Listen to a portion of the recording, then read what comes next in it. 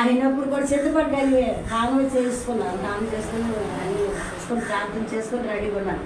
సరే ఏదైనప్పటికీ కూడా ఇంక నేను ఉండనేస్తే సిద్ధపాటుకి వెళ్ళిపోయాను. ఇప్పుడు నేను ఉండిపోతే నాకు మంచిది కాదు, నువ్వు మంచోడు కూడా కాదు, ఇలా మనిషి గురించి మాట్లాడుకున్నట్టు మాట్లాడుకుంటా దేవుడితో.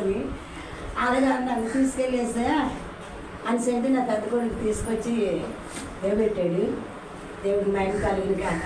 కానీ ఆ రాత్రి అంతా కూడా చాలా ఆరోగ్యం ఇచ్చాడు. కానీ చాలా ప్రార్థనలో కూడా పాడడానికి కొంచెం గొంతది బాధ పెట్టింది. అయినప్పుడు కూడా ఆ పని విడిచిపెట్టలేదు. నాకైతే నిద్ర రాలేదు అసలు. ఇంక ఈ అమ్మ అని కూడా నానండి కిందిసారి ఈసారి కూడా రావాలమ్మ, నేను కిందిసారి అయితే ఆవండి. ఇక మాకు అలా తెలియదు. కిందిసారి అయితే 5 గంటల వరకు ఉండిపోయి 5:30 6 గంటలు వేసిపోయి వెళ్ళిపోయి అంతే, ఇంకా పడుకోలేదు. అయితే మొన్న కూడా 3:30 వరకు ప్రార్థన చేసుకోండి. నాకు ప్రార్థన దేవుడికి నిజంగా ఎంతో సంతోషంగా విడుదల అంటే నాకు మందిరంలో విడుదల ఇస్తానని దేవుడు మన ఇంటికాడైతే